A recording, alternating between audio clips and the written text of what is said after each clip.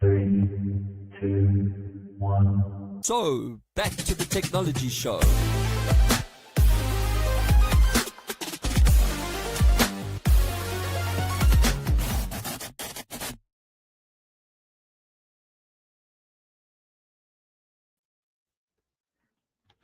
It is the technology show where we translate geek into regular speak. I've now tried 3 times to go live this week, and I see that I still have an error on LinkedIn. So I'm just going to do the show. It's going to go out on Facebook. I think it captures on YouTube, and I'll just do a manual post on LinkedIn. Apologies for that, but this is the joys of technology. We're going to have to get to the bottom of it. So what are we doing this week? Well, let's just jump straight into it, get the slides up. Where have we got the slides? Even that's giving me a hard time. There we go. So this week, things with a Z, I have been playing with the latest member of the Pixel family. So this is the new Pixel 9a. If you're not watching the show, if you're listening to the show, yeah, I've got a picture of the 4 phones up. The A series of Pixels sits as the entry level to the previous released 9 and 9 Pro. If you go back and have a look at some of the previous shows I've done, in fact, I think I might have some banners there with a link to the YouTube channel. There we go, get that rolling. That's still working, good to see. You'll be able to go and see when I did the review of the 9 and 9 Pro and the 9 Pro Fold as well. So unlike previous A models, which are the 8 and the 7, Google's actually changed things up. First of all, the 9A ditches the curved edges and the prominent camera bar. It's gone for a lot sleeker, flat design. I'm going to say almost iPhone feeling design. Don't have the phone here. I'm actually sitting in a different studio. It's sitting on my desk. But the one thing is without the camera bump, it won't wobble on the table. Now, I have to say, I actually am quite a big fan of the camera bump. I'm not sure what caused the design change, why they chose to do it. They have introduced a couple of funky colors as well. There's peony, which is like pink, and iris, which is purple. And of course, if you want to just keep it traditional, you can go to the standard black and white. I'm still not sure why this LinkedIn feed is not working. It's just bugging me a bit. Another thing keeps popping up. Apologies for that, but this is the joys of doing a live show, I guess. So black and white or obsidian and porcelain, it is slightly bigger than the 8A. I'm going to do a couple of comparisons between the 9A and the 8A in this review because I think when technology is designed to replace previous technology, the question that I often get asked is, should I upgrade? And my standard response to that is always, unless you need to upgrade. There's a difference between want and need. I always want the latest new toys, but unless you need to upgrade or unless there's a significant change that really makes the upgrade worthwhile, you probably don't need to upgrade. But be that as it may, I will continue with the comparisons through this review. So slightly bigger than the 8A. It's got a 6.3-inch screen, but it still feels really light. It's also tougher. It's got an IP68 rating as opposed to an IP67, and the 8A was a 6.1 inch, so only slightly different. But if we stay with the screen for a bit, the 6.3 inch is an OLED display. It is bigger. It's a lot brighter, again, than the 8A. So that means you'll be able to see it a lot clearer in sunny days and sunny conditions. It does still have the 120 hertz refresh rate. Now, this is important for scrolling or gaming. Now, remember, I use my Pixel phone for gaming. I've been playing with the 9A, and I'll talk about that a bit later on. But gaming for me is a very big part of why I have an Android phone. So I've been on Pixel, I think, since the 6 as my gaming phone. So I've gone through all of them. Super happy that this is my device of choice. The screen refreshes as you would expect or need it to. Now the battery life is a really big one here. It's got the largest battery that a Pixel A has ever had. It's a 5100 milliamp battery. So it says that it will last, or Google says it will last over 30 hours. I never drain a phone battery, so I've never actually been able to do these hour testing benchmarks that manufacturers purport. I don't think that Google would put stuff out there that wasn't true. What I can say though is I get through the whole day without needing to charge. So, if you're turning on at 7 in the morning and turning off at 7 or 8 at night, again, that's not my whole day. But while I'm doing a demo on a phone, I'm using it generally as a secondary phone as opposed to primary. But I am doing things like playing games or browsing the web or anything that would be battery intensive as opposed to just getting emails or making phone calls. So, and I don't actually make a lot of phone calls. So, yeah, I got through the whole day without any problem. Google does say, though, that you could get up to 100 hours if you use the extreme battery saving mode. Now, that's quite a big jump from the 8A and possibly most phones. The charging is a bit faster on wired. I think it supports the 23-watt charger now, but wireless is still slow. But wireless is going to be slow on all devices. The technology on wireless just hasn't quite got there yet. As with all previous series, so 8 and 7 and 6, this is the one thing that Google really, really gets right. They share their chip throughout their devices. So whether you're buying the top-end Pro Fold or you're buying the 9A, you will get the Tensor G4 chip. This means that your speed, your responsiveness, everyday stuff, browsing, social media, demanding games, it'll all run as it would across any of the devices. Google's AI assistant, Gemini, is built in, so that is your assistant.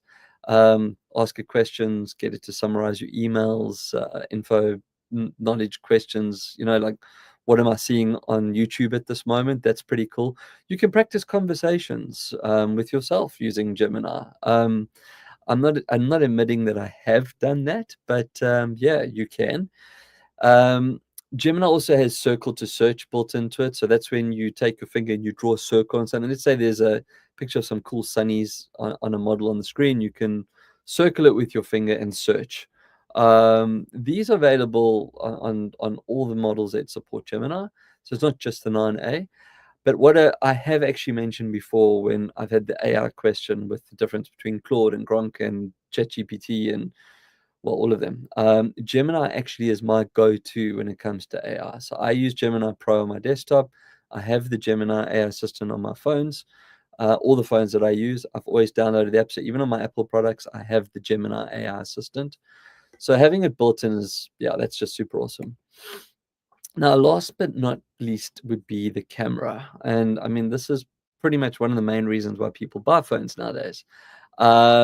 It's, look, I mentioned the new design of the camera, which for me, I find it a bit bland compared to the camera bar. It just looks like most other phones out there. It's very flush inside the phone. I don't know if I've got a picture of it from the side. I'm just going to go back. For those that are watching, you can actually see all three sides of the phone. And if you look at the thin side, you'll see what I was talking about when I said it's very iPhone looking, which is not a bad thing. I mean, the iPhone design is beautiful. So anyone that's looking for an iPhone looking phone, but wants the power of Android, the Pixel 9a is definitely something to look at. But you'll see that the camera bump is clearly missing. And even when you look at it from the back, it's just really small, right? So I was a bit disappointed at that from a design side of things. Now, the 9A also has a lower megapixel count on its main camera than the 8A. It's only got a 48 megapixel versus the 64 from the 8A. But the improvements in the sensor and the processing actually means it will capture really great detail. It performs better in low light. It has more accurate colors. And then it has two new features that are software based. Which the other phones have, but not the 8A, which is macro focus. So you can get super close-up shots. So just think like going into a flower and looking at a little pollen on the, I don't know what those things are called. I'm not a botanist. Taking stitches inside fabric, those type of things, really small details.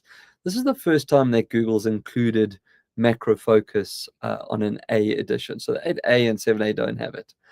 Add Me, this is an AI feature that is available again across the whole of the 9 series now as well. Now, this is when it merges two photos together. So the photographer could take the photo, and then he can give the camera or the phone to someone else, and he can actually join the photo, and AI will put the two together. So this is perfect for getting everyone into the shot. And I've spoken about this before on one of the Google shows that I've done when we were talking about all the new features. But I just have to reiterate, it's very cool because if I look back at any family trip or any family outing, I'm always the one taking the pictures. It's like my son and my wife are in the photos, but I'm never there. So Add Me is something that I think is probably, if nothing else, one of the main reasons to get any of the 9 series devices. The AI editing tools like Magic Eraser or Best Take or Magic Editor, those are available across pretty much all the phones. And in fact, you can even get a lot of those tools now using the Google Photos app on even iOS devices. So that's not unique to the 9A, and it's available across the 8 series as well, possibly the 7 series. As I said, I'm not 100% certain. I'm like 99% sure that the macro, sorry, I gone blank.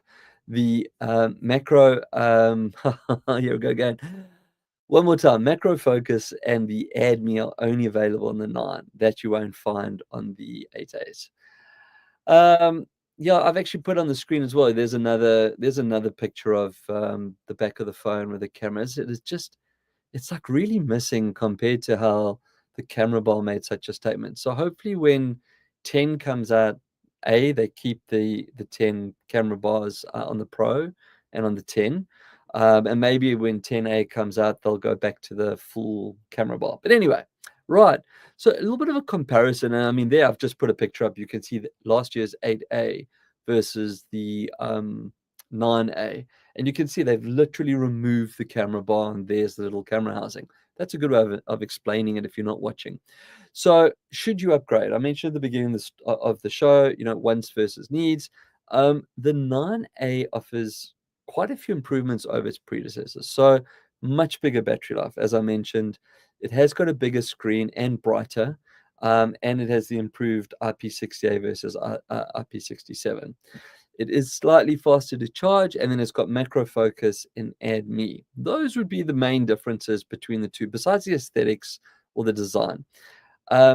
However, although the 8A has slightly smaller screen, maybe not the same IP rating, it has the Tensor G3 processor, which is still a very, very capable processor. So, if you're in the market for a new phone and or looking for a new phone, definitely need to put the 9A on your consideration when it comes to, they talk about this as an entry-level phone. And quite a few of the shows that I've done over the last, I don't know, number of times that I've done phone reviews, the word budget or entry level kind of, unless you're talking about a $200 phone, most entry level phones now are actually more mid tier, and the top end of the mid tier are definitely they would be the equivalent to flagship devices of some of the other manufacturers out there.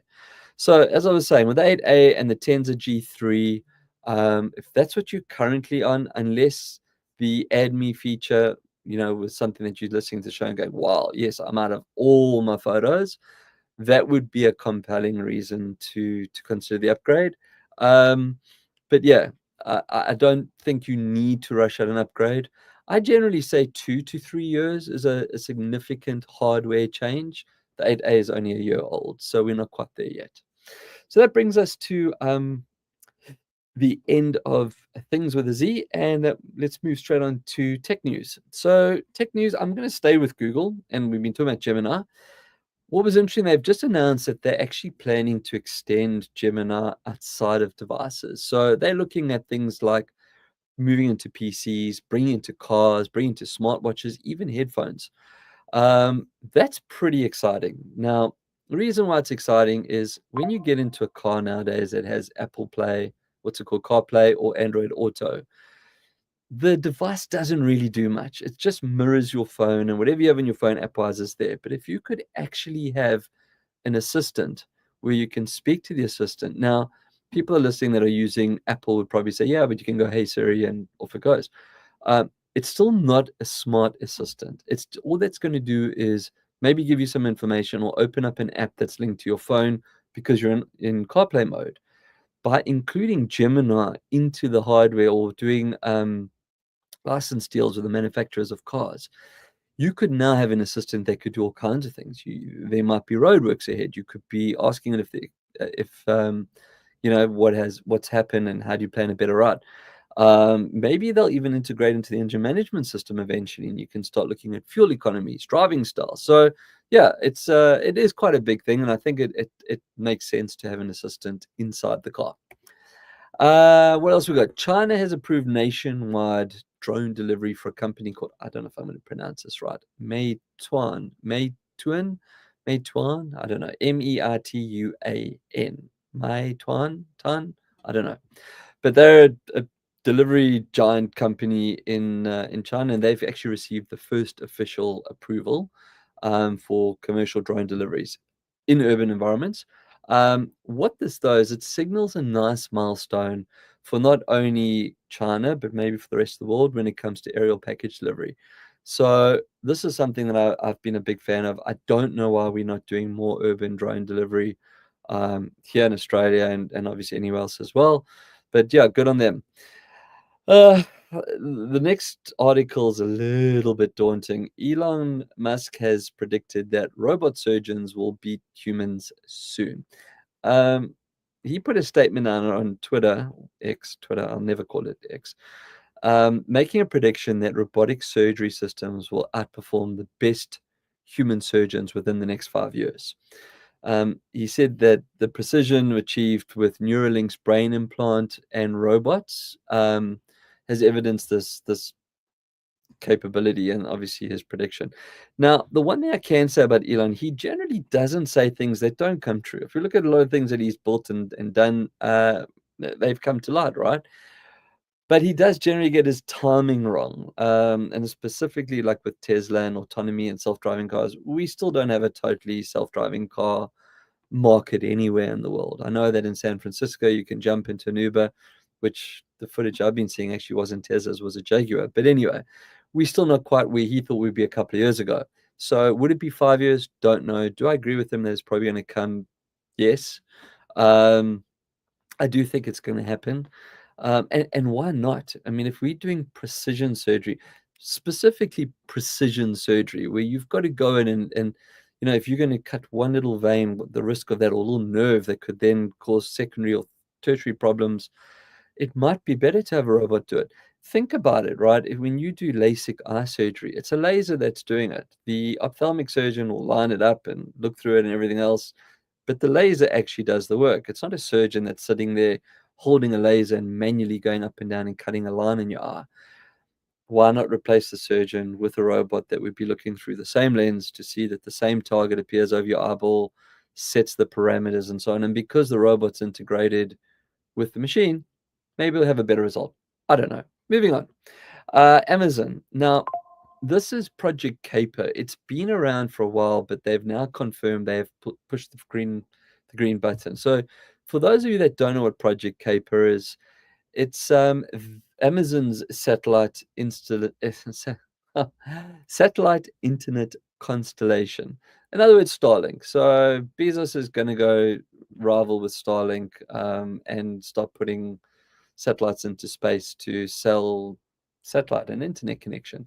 Now, it really does make sense that Amazon does that, because if you look at Amazon's focus with Prime and the delivery of content, if it could own the actual channel that delivers the content from their content distribution networks to your devices, not only would it probably reduce their costs in the long term, but more importantly, you could get really good package deals, right? You can now bundle content and delivery and everything else all inside the Amazon environment. So it's actually like a bit of an Apple play if you think about it. And they're locking you in more and more and more and more. Anyway, that brings us to the end of tech news.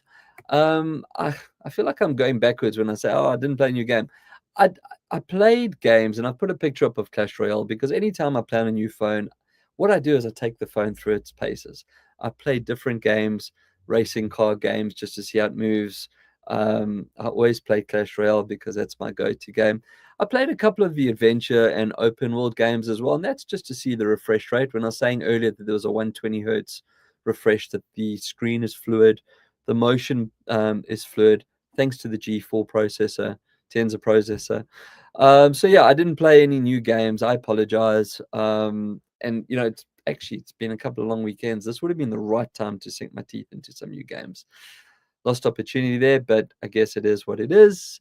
And so that's our game. And then we go into Q&A. Now, this was an interesting one, especially given that I was just mentioned, I'm just trying to find where the notes are, or the question is. So I mentioned the fact that Amazon with Project Caper, and they could be an all-in-one. The question I've got is my ISP spying on me? Possibly, yes. So let me clarify the spying side and what they can and can't see. And this might actually freak a couple of people out if you didn't know this. So I apologize. ISPs, internet service providers, so the people that you get your internet from. So now bear in mind Project Caper and more that you're giving them. You're giving them your shopping habits, your location, what you watch, and potentially now what websites you go to if you use them through Project Caper. But back to the question. So an ISP can see the domains that you visit. Okay. That's without a VPN. We'll talk about VPNs afterwards. I'm just answering the question. They say they're primarily for network management and billing and legal compliance. But they generally aren't really interested in the content of your traffic. Like they're not sitting there and watching and things like bank details, which are HTTPS encrypted, kind of protects that anyway. So the chances of your ISP seeing that you're on a bank site, yes, but they will not be able to see, well, they shouldn't be able to see, but my understanding, they cannot see you actually logging into your bank account and what you do on that bank account. Now they can sell aggregated and anonymized browse data to advertisers. That they can definitely do. So if they were a big enough ISP, again, let's go back to Project Caper, right? And they have an advertising platform and they're on Twitch. But imagine if now they've got all this data on you, they know which sites you go to, they can start to build these anonymized audiences. And given how Google's been threatening to deprecate the cookie, the thing that helps them get the adverts and tracking on us, this would make sense that this would give personas and audiences. But yeah, it's highly unlikely. They will track you. They'll track you across the internet, but I still believe that what you do is secure. So besides the fact that an IP address is shared, I mentioned a VPN. So when should you use a VPN? Okay, so definitely 100% public Wi-Fi. I personally do not use public Wi-Fi unless I'm super desperate. I will always tether my phone and I'll always hotspot off my phone. And my phone has a defaulted VPN built into it anyway. So if you're going to go on public Wi-Fi, I do suggest that you use a VPN. This will protect your data from people that might be hacking. What a lot of people don't realize, a lot of public Wi-Fi's can actually be spun up by hackers. So you're going through their network and putting in all your passwords and everything through their network, right? So yeah, don't do it. The other time you'd use a VPN is privacy. So if you do want to minimize your tracking, both from your ISP seeing your browsing habits or advertisers tracking you, VPN is great from that point of view. Bypassing geo restrictions. So if you want to watch like Netflix in the USA, then you can use a VPN. I highly recommend Stream Locator. Go to streamlocator.com. You get either an app or you can get hardware. I've been using it for years. It's a fantastic product. It really works well. You don't have to even do anything. If you open Netflix and you've set your VPN, your Stream Locator VPN to America, it'll automatically give you American Netflix. If you want to watch content in the UK, it'll automatically give you a UK IP address.